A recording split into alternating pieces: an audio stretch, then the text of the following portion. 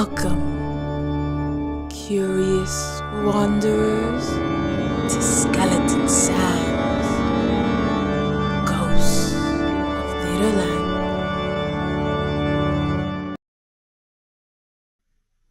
And this is what they offered you? They said it was the only one in your budget. And you didn't think to check the rental costs on the others or even look at them before signing off on this one? They seemed really trustworthy. Well, we're just going to have to, as the spoken word poet from Derby, Jamie Frasivulu, says, make the best of a bad situation. At least we have access to the outdoors. Breathe in that fresh air. Feels just like being back at the Globe Theatre. Karloff, go and help Mick get some sheets on that hole in the roof. Don't want it leaking in here, there's enough mould as it is. Can I at least get my umbrella before we start? Welcome, my theatrical ghouls and macabre spectators. I'm Skeleton Sam, your host for this episode. Each week, we're going to be exploring theatres that have gained a reputation in the housing of souls still clinging to this mortal coil. Tell me, are you excited to be here?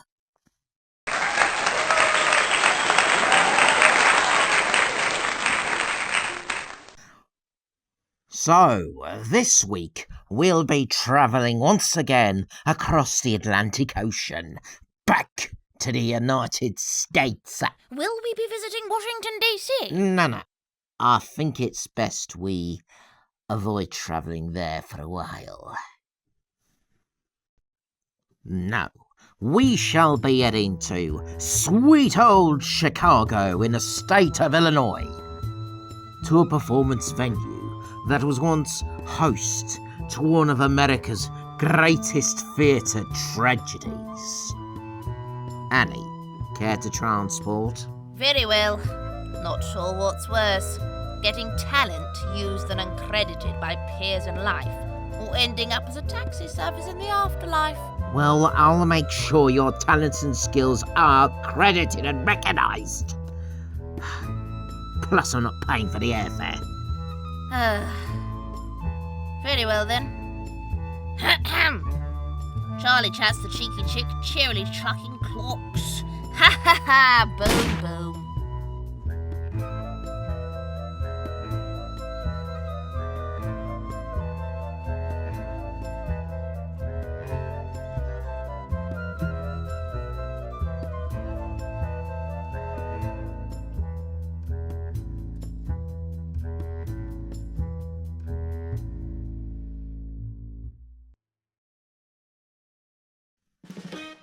Welcome to Chicago. Originally founded as a settlement by Native Americans, it was later explored by French traders when the European powers began to colonize the continent, and eventually, after displacing much of the indigenous people, in 1837, the United States government founded the city of Chicago.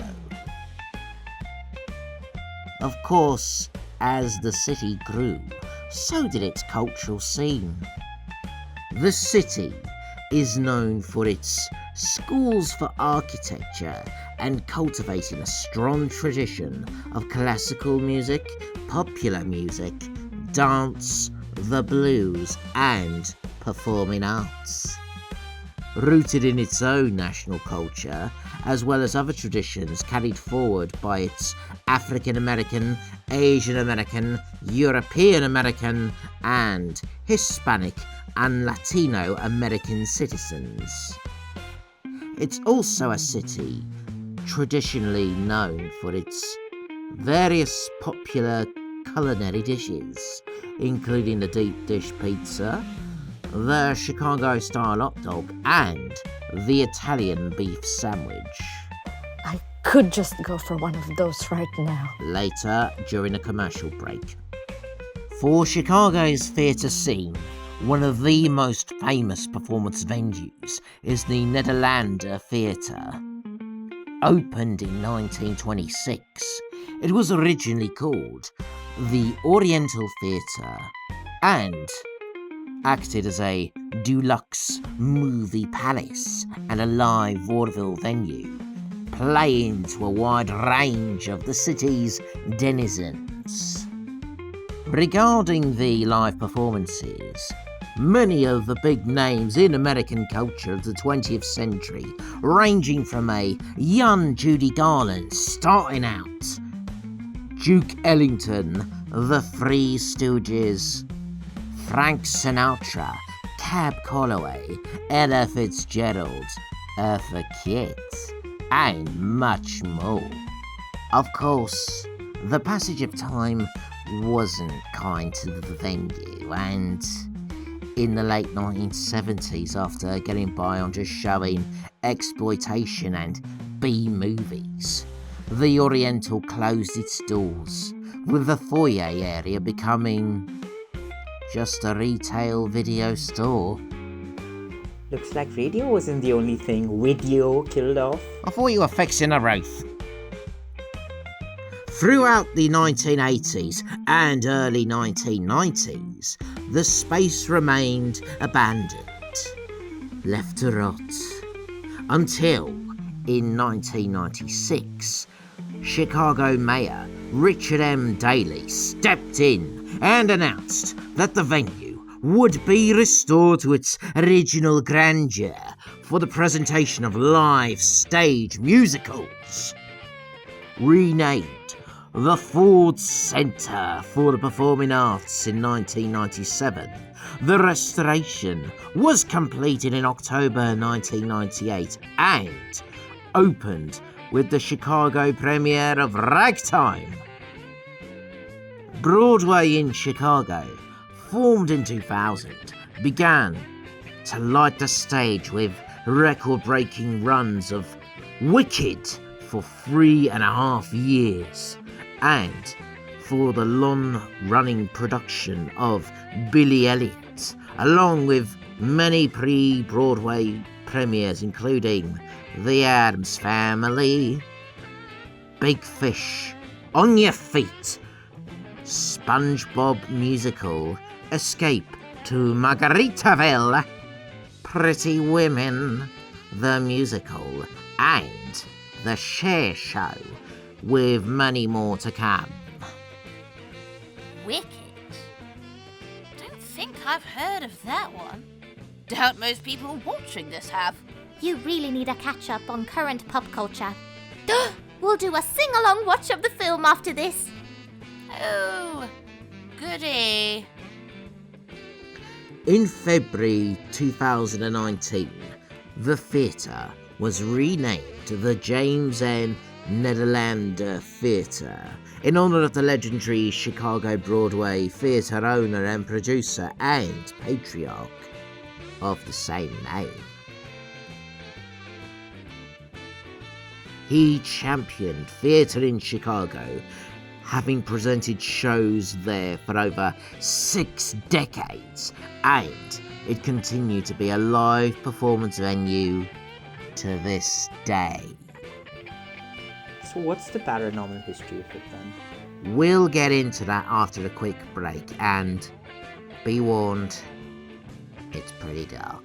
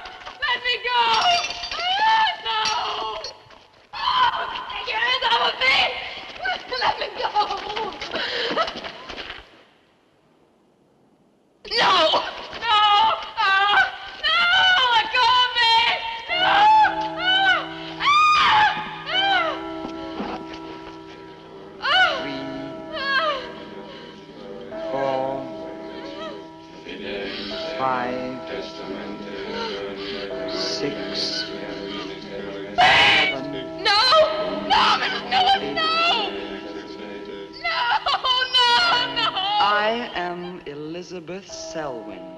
Oh, no! 11. No! Let go of me! Let 12. go!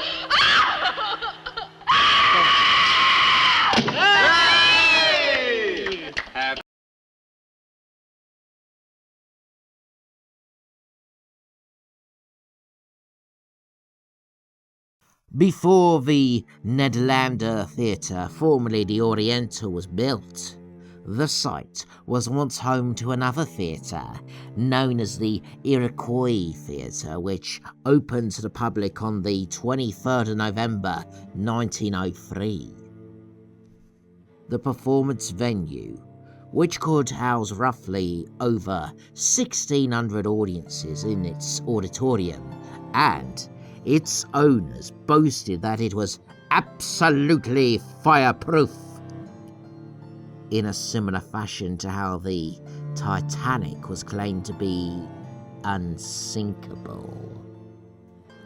On the 30th of December 1903, there was a matinee performance of the musical Mr. Bluebeard.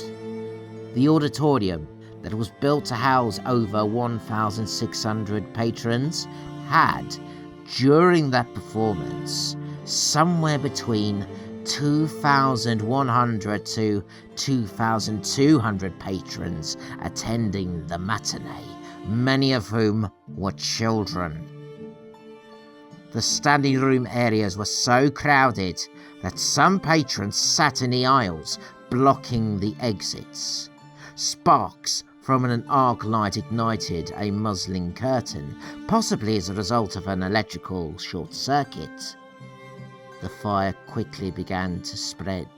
The stage manager tried to lower the asbestos fire curtain, but it snagged. The play's lead actor attempted to calm the audience's panic setting, even as large chunks of burning scenery landed around him.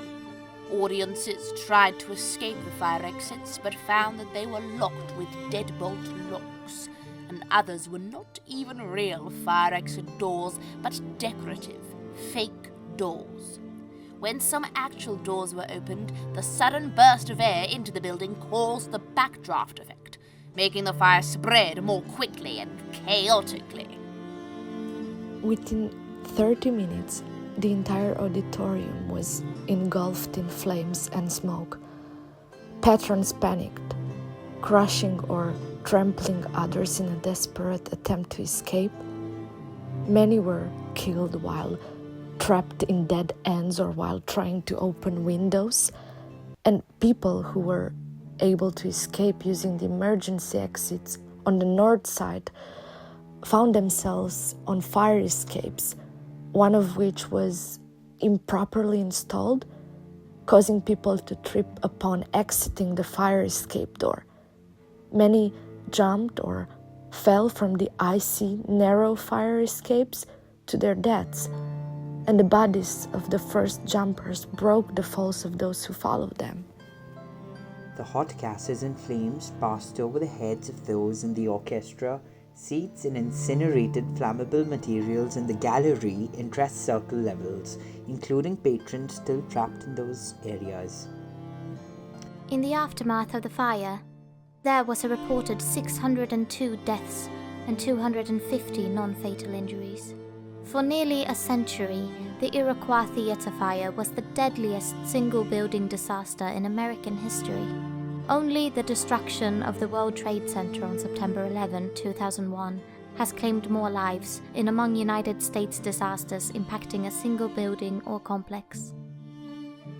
An alley next to the theatre ended up becoming labelled by the press as Death's Alley, on account of the people who jumped and fell to their deaths.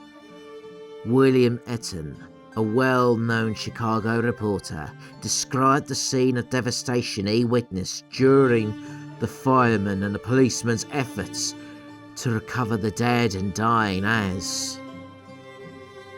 The dead lay literally in heaps. Frail women gasped for the last time from mounds of corpses. Puny children sighed their lives away. while an eager and morbid crowd pressed forward to look on the face of death. It was more horrible than war, more terrifying than pestilence. Following the fire, investigations uncovered extreme health and safety code violations. The theatre managers, in their desperation to get the building open for the holiday season, chose to cut corners, bribing city officials with free tickets to overlook these following violations. Lack of clearly marked exit routes, the previously mentioned fake fire exits, staff not trained in fire drills, no sprinklers, no alarms, no telephones or water connections. The public demanded those responsible for the corruption to be brought to justice. The theatre managers and officials that overlooked the violations were charged, but eventually the case was dropped. Not one person involved in the corruption paid any fines or served prison time, save for a single guy who was pickpocketing the dead in the alley. Under federal law, nearly all theaters were made to close and undergo intense up-to-date fire safety codes, which are still in place today in order to avoid another tragedy like the Iroquois Theatre.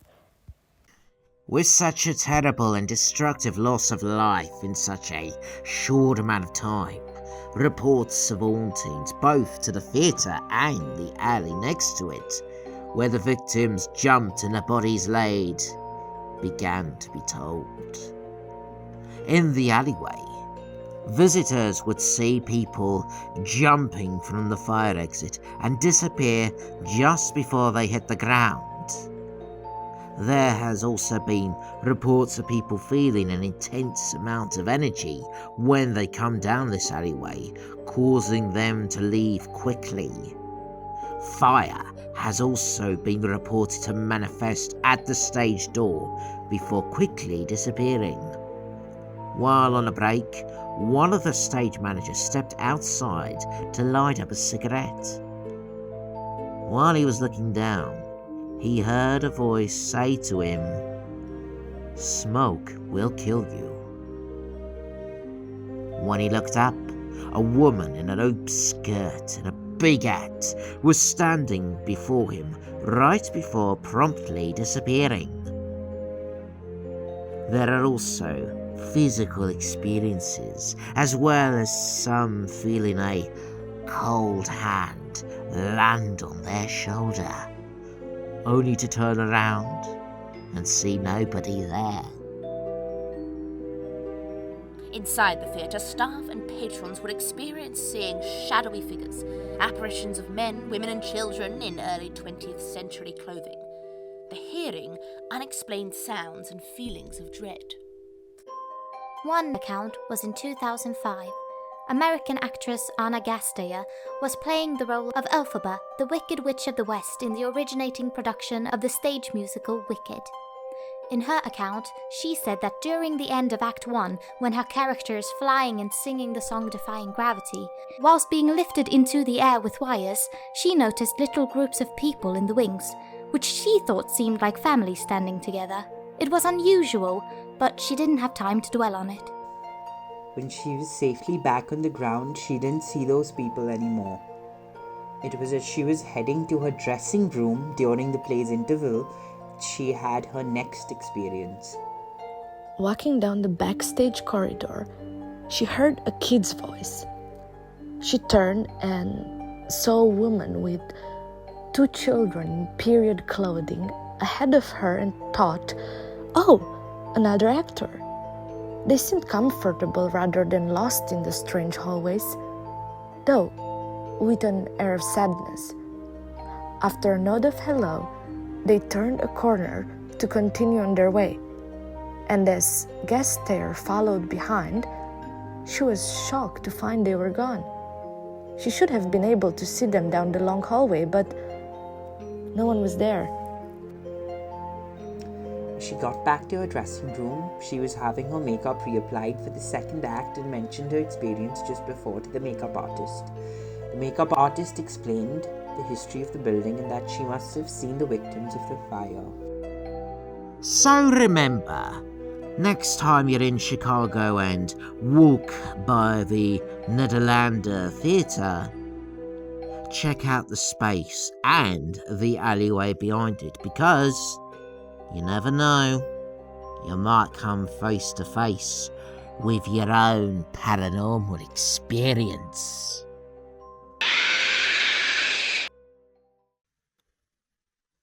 Thank you for attending this week's episode.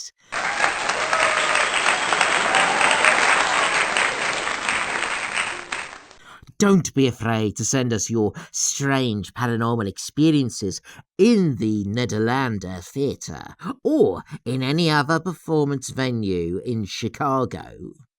Email skeleton.sam.theatricalghoul@gmail.com, all lowercase, with your name and heading saying, "My paranormal experience."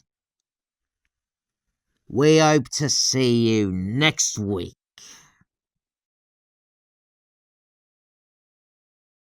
I'm forever blowing bubbles, pretty bubbles in the air.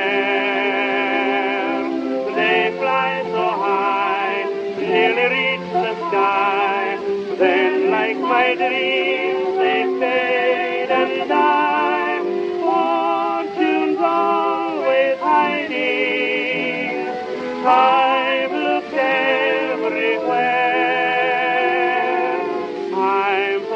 Blowing bubbles, pretty bubbles in the air.